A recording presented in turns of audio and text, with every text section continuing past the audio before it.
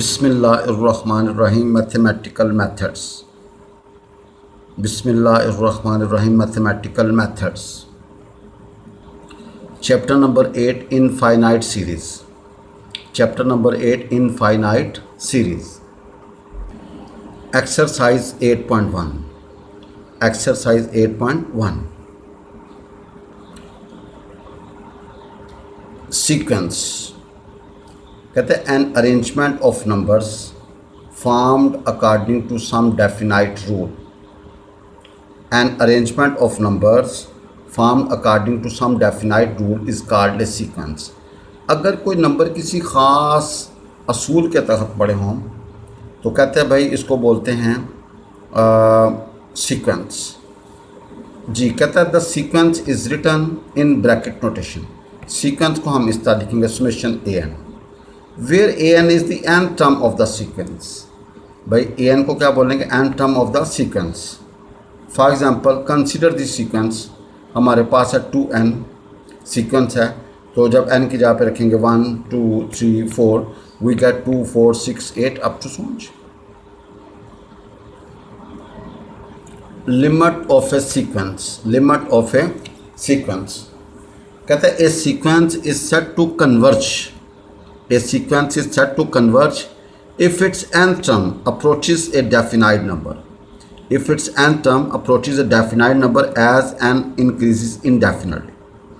कहता है जब ए एन के ऊपर लिमिट अप्लाई करो, अगर आंसर डेफिनेट नंबर आए तो क्या करेगा? कन्वर्ज करेगा। A sequence is set to converge if its nth term approaches a definite number, यानी कि उसका जब n टर्म का जो आंसर है डेफिनाइट नंबर आए as n approaches to infinite या indefinite.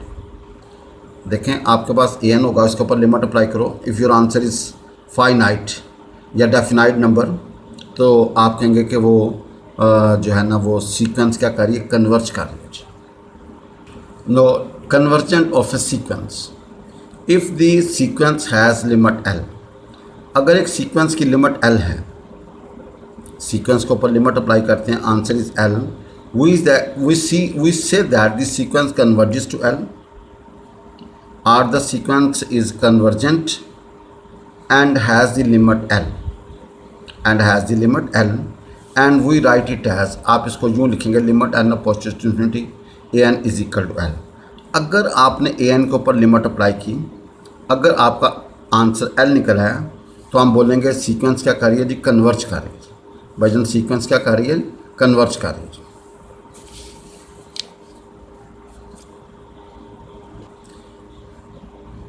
A sequence that does not have a definite number, भाई जिसका आंसर को डेफिनेट नंबर नहीं निकलेगा, is set to diverge और डाइवर्जेंट सीक्वेंस। भाई जिसका आंसर को डेफिनेट नंबर ना निकले उसको क्या बोलते हैं जी? डाइवर्ज और divergent sequence. Bounded sequence. A sequence is set to be bounded. एक सीक्वेंस को हम बाउंडेड उस वक्त कहेंगे if and only if there is a positive number m, by if and only if there is a positive number m, by such that a n is less than equal to m, by a n is less than equal to, यानी कि आप यहाँ पे जितना मर्जी इस sequence को बढ़ाए वो m से क्या होगा? छोटा होगा या उसके बराबर होगा जी। फॉर ऑल n को जितना मर्जी बढ़ाते रहें, जितनी मर्जी वैल्यूज़ दें, if your answer is less equal to m, we say this is a bounded sequence। for example a n हमारे पास है 1 1 by 2 1 by 3 up to so on 0, तो since a n is less than equal to 1,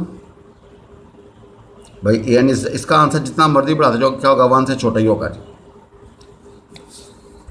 जी। ये बहुत important note है। The limit of a sequence if exist, अगर कहता है लिमिट एग्जिस्ट करेगी तो यूनिक होगी जी। भाई अगर हम किसी क्वेश्चन के ऊपर लिमिट अप्लाई करेंगे तो आंसर क्या आएगा? यूनिक आएगा जी। आंसर क्या आएगा जी? यूनिक आएगा जी। Limit of a sequence if exist is unique जी। Increasing sequence.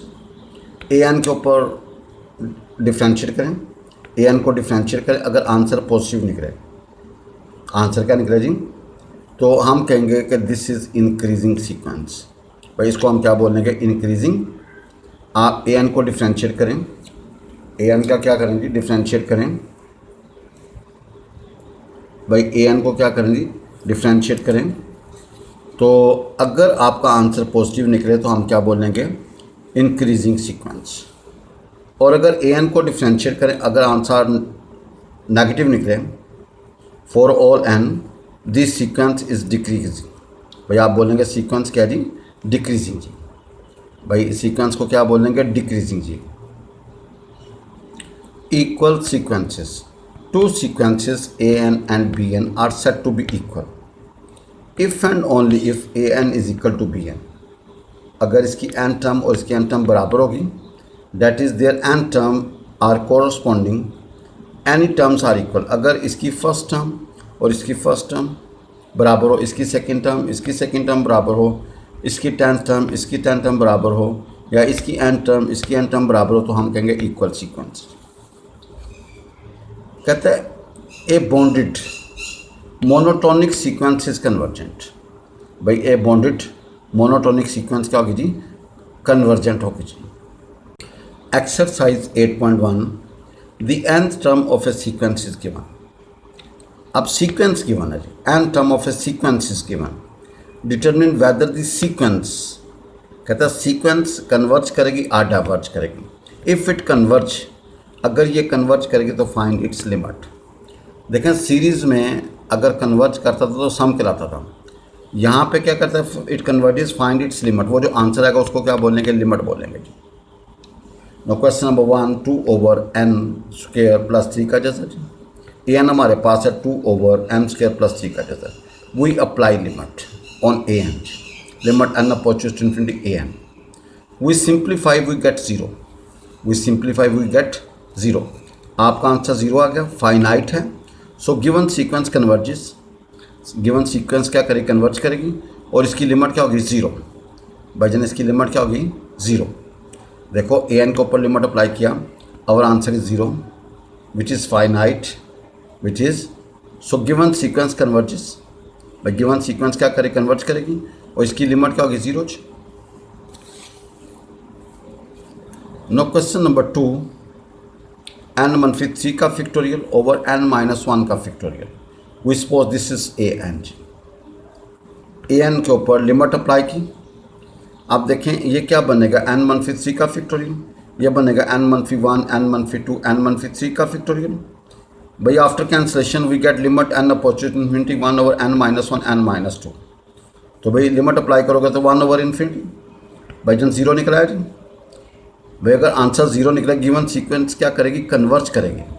भाई गिवन सीक्वेंस क्या करेगी, कन्वर्ज करेगी। इसकी लिमिट क्या होगी, 0। भाई जन इसकी लिमिट क्या होगी, 0। भाई जन इसकी लिमिट क्या होगी, 0। Question number 2 we have done, your answer is 0।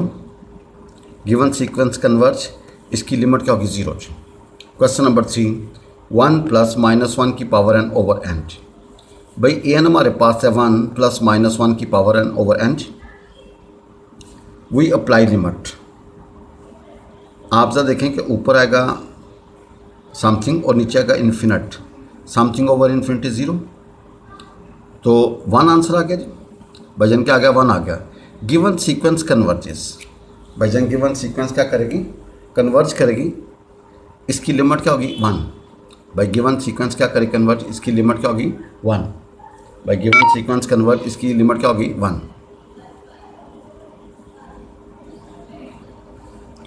Question 4 है n+1 का फैक्टोरियल, n+1 का जज़र ओवर n, n+1 का जज़र ओवर n जी। ए एन हमारे पास है n+1 का जज़र ओवर ए एन जी।